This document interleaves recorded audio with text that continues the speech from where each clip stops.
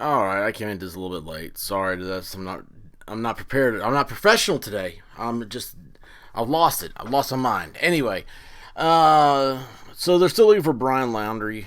Um, and anyway, I saw this and I thought, let's go over this real quick. And I want to tell you why I'm upset about this. Infrared technology used in overnight searches for Gabby Petito's fiance. Authorities have used infrared technology on ongoing search. They're flying overnight using thermal imaging in hopes of finding a 23-year-old who's a person of interest in Gabby's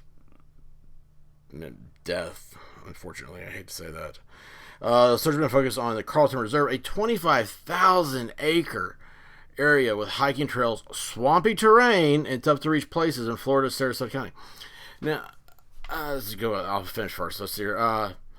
The county sheriff's office said Wednesday that divers had responded to the reserve, where Laundrie reported went last week, and searched bodies of water for any evidence, part of a wider search efforts. Laundrie remains missing more than a week after his family said they last saw him. He searched his house for 8 hours. I didn't realize it was that long. Questioning his parents and collecting evidence. They're collecting a hard drive. They found a hard drive in the van, and that's what the search warrant's for. The other 8 hours, I have no idea what that's all about. Um, It makes me want to go back and read that search warrant again. Anyway, he's missing for a week. The search equipment used this week has included airboats, drones, ATVs, and Sarasota's mobile command unit. A coroner in Wyoming confirmed on Tuesday that Petito's body is discovered in the county area. Okay, so this is what's upsetting me here. And you'll see this. Okay, so they're using airboats, drones, ATVs. Well, I mean, come on. They're going to use ATVs, right? Because they got to get in there. Airboats in the areas. Now, here's, do a Google map search, Google Earth search for it. Go over that area yourself, and you'll see it's like, it's marshy. You can tell that. I don't know how marshy, though. It didn't seem that bad. 25,000 acres, though. It's like 640 acres, I think, is a square mile. So, what is that? 10. That's a lot of miles. I can't do my math. 30 acres, 30 square miles. Is that right? Yeah, I think so. That's a lot of land to cover. You don't realize that. It doesn't sound like a lot until, if you ever done a police ride along, if you haven't, you have to do a police ride along. They are awesome. But you'll find like your town, like where you are, you look it up like how many square miles it is, and then do a police ride along. You're like, I had no idea these places were here, and it's like a mile from my house. You can imagine what 30 square miles would be like. So, but my big thing here, drones. They're using the sheriff's drones, right? Same thing when they were looking for Gabby and all this other stuff. The FAA regulates drones. They have no power to. None of it's given to them by Congress. They just decided one day, a few years ago, that, hey, you know what? These things go up in the air, so we're going to start regulating them.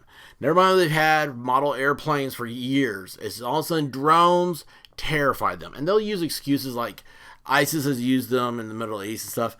You remember we used to fight ISIS and the Taliban on their own turf, so they didn't come over here and fight on our turf. But anyway, I digress. The drones, a lot of people have these things, and they're not flying them properly. You have to have a license. Like at some point, you about have to have a pilot's license, and they keep changing the rules on here. It's like it's completely arbitrary. There's no input by Congress, and they're putting these rules on these things where like it's weird. You look at the weight limits on drones, and it's like if it weighs over like a half ounce up to like 24 pounds, it's in the recreation sector. But it's like then you have to have it within line of sight of where you are. So that's completely it was discriminatory against like where you live. If you have trees in your yard, you can't see it. If you live out in the desert, you can see it. Some people have better vision than others. It's all these little arbitrary things, and the FAA has free reign over this. You can see there's YouTube videos where during the pandemic, The FAA people working from home, they're researching YouTube, and they'd find YouTube videos. Here's the big thing: if you're a casual flyer, these things are toys. First of all, these are kids' toys. Essentially, they're some of them are more high cost, and certainly they can get up to some pretty big sizes and stuff. But I mean, still, it's just a remote control helicopter. But if you make money on your drone, so that means you put up video of like your town, or like of some cool trail you've been on, or something cool, right? You put that up on YouTube and you're monetized. All of a sudden, you're in violation of a $10,000 fine, civil fine. It's ridiculous. And my thing is that here you see, do you realize if you had the right people just start showing up, okay? And they could be like, hey, listen, this is my drone. You could have somebody standing there and say, well, that kind is good for what we're doing. That kind's not so much. You'd have to be prepared to lose your drone in like this closed area. And that if you did lose your drone, you're not going to go in there and try to find it. I mean, you could do things like this to safeguard it, but just let the average Joe go in there and fly it. But they don't want to. And it's the same thing that's happening with that bridge you've all heard about down in Texas, where all the illegals are, whatever illegal trade of human beings is happening across the border. I don't know what the correct words are to say. But you know what I'm talking about. It's a bunch of Haitians are down there underneath this bridge. They will not let the news reporters fly drones over there, because you will see then everything, how big it really is. Same thing just happened in Melbourne, Australia, where they had protesters for their lockdown. The police reported there was a couple hundred. I saw a drone video that wasn't supposed to be taken, and it showed there were thousands. You can tell just thousands and thousands of people there. So it's now it's become a squash on free speech. But this girl or this guy, you can save lives with this. I saw a drone. You can imagine what they had to do. I mean, they have to have licenses and everything else. But working in flood areas. Okay, and because you're following that river, you're going down places where you can't get there right away by a boat. You can't get there by a car or something.